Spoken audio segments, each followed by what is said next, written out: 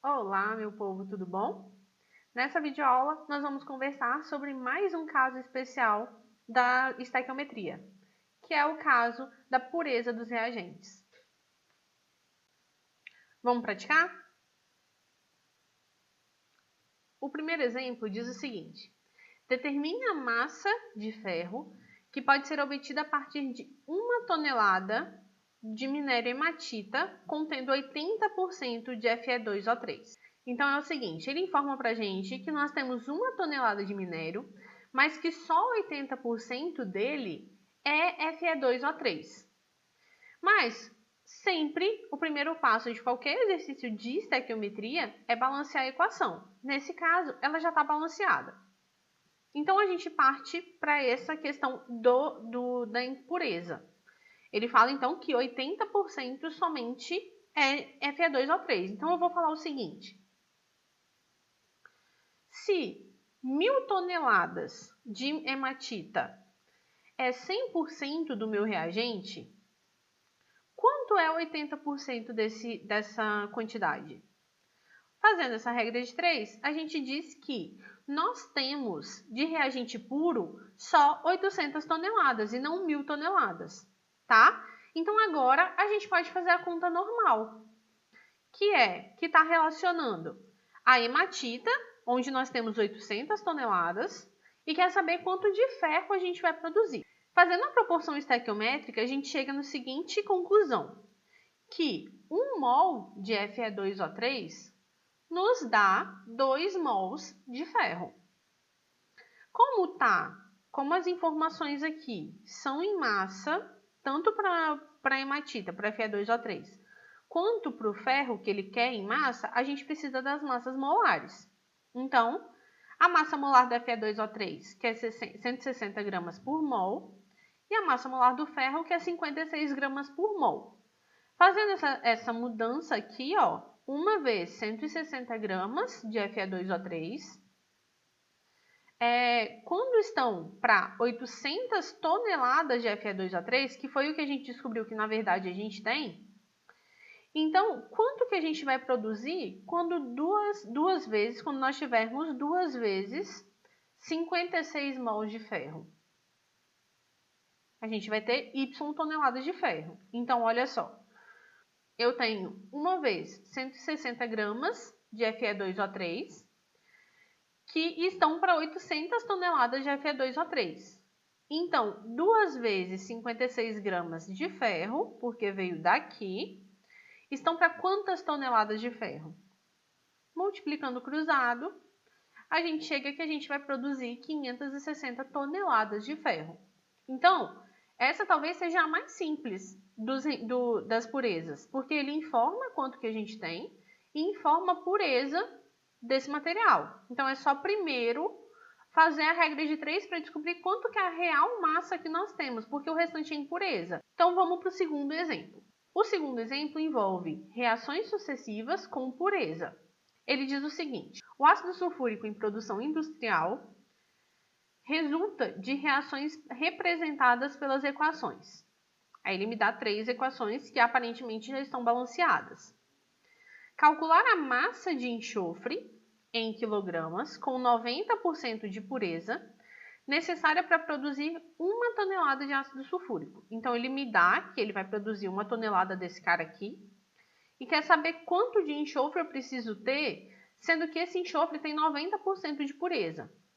Então, o primeiro passo nesse caso aqui é a gente anular termos que sejam iguais dos dois lados da equação.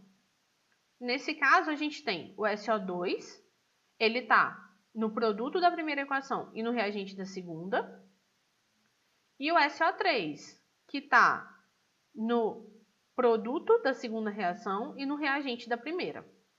Então, o que a gente precisa fazer? Para nós podermos anular o SO2 aqui, a gente precisa ter a mesma quantidade, o mesmo coeficiente estequiométrico. Então, a gente precisa primeiro multiplicar essa primeira equação aqui por 2. A mesma coisa vai ter que ser feita com a terceira equação, porque ó, aqui eu tenho 2 SO3, aqui eu só tenho 1. Então, eu vou multiplicar a última equação por 2.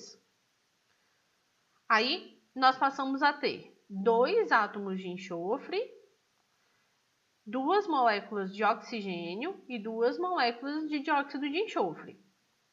Na terceira equação, nós passamos a ter 2 moléculas de trióxido de enxofre, 2 moléculas de água e 2 moléculas de ácido sulfúrico. Então, a gente pode anular as 2 moléculas, no caso que nós obtivemos, de dióxido de enxofre e as 2 de trióxido de enxofre. E aí a gente vai organizar a reação resultante, a equação resultante. Nós temos aqui 2 SO2 nos reagentes. Nos reagentes, nós ainda temos 2 oxigênios da primeira equação mais 1 da segunda. Então, nós temos 3 oxigênios nos reagentes, mais 2 moléculas de água. E aqui nos produtos, nós só temos 2 moléculas de ácido sulfúrico. Lembrando que, para conferir se até essa parte aqui está certa, é só conferir o balanceamento. Se estiver balanceado, beleza, a equação até aqui tá certo. Beleza. Agora, o que ele quer saber? Ele quer produzir 1 tonelada de ácido sulfúrico e ele quer saber qual é a massa de enxofre para obter essa quantidade. Pelos coeficientes estequiométricos, pelo balanceamento, a gente chega na seguinte proporção, que 2 mols de enxofre estão para 2 mols de ácido sulfúrico. Só que como tanto o produto quanto a pergunta, no caso do enxofre, ele quer em massa, a gente precisa das massas molares. A massa molar do enxofre é 32 gramas por mol e a massa molar do ácido sulfúrico é 98 gramas por mol. Então, a gente vai fazer o seguinte. A gente vai falar assim, ó, 2 vezes 98 gramas de ácido sulfúrico estarão, no caso, para 1.000 quilogramas, vou usar em quilogramas aqui, tá? Para 1.000 quilogramas de ácido sulfúrico. Então, 2 vezes 32 gramas de enxofre estarão para quantos quilogramas de enxofre? Fazendo essa multiplicação, a gente chega que a gente precisa de 326,5 quilogramas de enxofre. Mas isso é o que a gente realmente precisa de reagente. Só que a gente sabe que esse reagente que ele compra não é puro. Ele compra um reagente que tem 10% de impureza. Então, o que eu vou falar? Eu vou falar que 326,5 kg de enxofre é só 90% da amostra que ele compra, do produto, do reagente que ele compra. Quanto é que ele vai ter que comprar quanto que ele vai ter que comprar realmente desse componente, tá? Então, é o seguinte, eu preciso de 326,5 kg do enxofre de verdade. Só que quem compra esse reagente, ele compra um material que somente 90% disso é enxofre. Então, eu informo para ele, ó, eu preciso dos 326,5, mas isso é só 90% do que eu compro. Quanto que na real eu vou ter que comprar? Então, eu pergunto isso para a regra de 3. Fazendo a multiplicação, nós chegamos ao valor de 362,8 kg do enxofre. No caso, ele compra como enxofre, mas vem 90% de enxofre puro, mais 10% de impureza, tá? Então, na verdade, é como se a gente tivesse que ter, vamos pensar no frango, como se a gente tivesse que ter 326 quilogramas do frango depois de preparado, mas que na prática a gente teria que comprar mesmo 362,8. Por quê? Porque esse frango não vem só frango, vem água. Então, quanto de água, entre aspas, a gente teria que comprar junto com esse frango? Então, aqui a resposta é 362,8 kg de enxofre, tá? Vamos para o terceiro exemplo, então. Ele diz o seguinte, calcário, que é carbonato de cálcio impuro, é empregado para a obtenção da cal viva, importante produto industrial. Uma amostra de 25 gramas de calcário foi submetida à decomposição por aquecimento e verificou-se a produção de 5 litros de gás carbônico.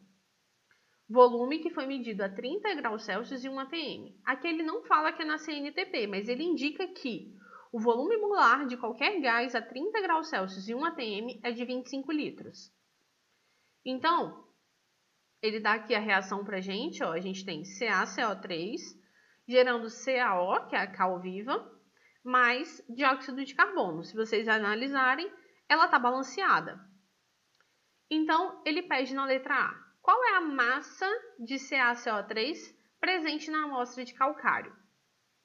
Então, ele fala para a gente que ele tem 25 gramas de calcário, que foi submetida à decomposição e verificou a produção de 5 litros. Então, eu sei quanto ele produziu, mas a gente sabe que tem uma certa impureza aqui dentro. Eu vou fazer o seguinte, eu vou ignorar a quantidade de calcário que foi colocada, tá? Que foi queimada, e eu vou levar em consideração só o que foi produzido. De acordo com a proporção estequiométrica, a gente tem que 1 mol de CaCO3 está para 1 mol de CO2. Como o calcário aqui ele está em gramas, a gente precisa da massa molar do CaCO3. Então, 100 gramas por mol. Então, eu vou substituir aqui o mol por grama, tá? Então, uma vez 100 gramas de CaCO3 está para, uma vez, 25 litros de CO2. Mas por que 25 litros? Porque ele me diz que 1 mol, no caso o volume molar é o volume de 1 mol, nas condições de temperatura e pressão que ele me informou que esse gás está, ele ocupa 25 litros, tá? Então, quanto de CaCO3 eu preciso para gerar 5 litros desse gás? Fazendo essa regra de 3, a gente chega em 20 gramas de CaCO3. Então, qual é a massa de CaCO3 presente na amostra? 20 gramas. Por quê? Quando eu queimo 20 gramas de CaCO3, eu gero 5 litros de CO2. Na letra B, então, ele pede qual é a pureza dessa amostra. Então, a gente pode calcular da seguinte forma. 25 gramas é 100% da amostra que ele tem. Só que, para eu gerar o que gerou, eu só preciso de 20. Então, qual é a pureza dessa amostra? Fazendo essa conta, a gente chega em 80% de pureza, tá? Então, eu vou deixar aqui para vocês mais 3 exemplos, um de cada tipo. Pausem o vídeo, tentem fazer. Na dúvida, volta, reassiste os exemplos anteriores e aí vocês tentem fazer esses outros 3 aqui, tá? Então, pausa, tenta fazer esse. A gente tem aqui o exemplo 5. Pausem e tentem fazer. E o exemplo 6. Bom, pessoal, por hoje é só. A gente se encontra na próxima. Tchau, tchau!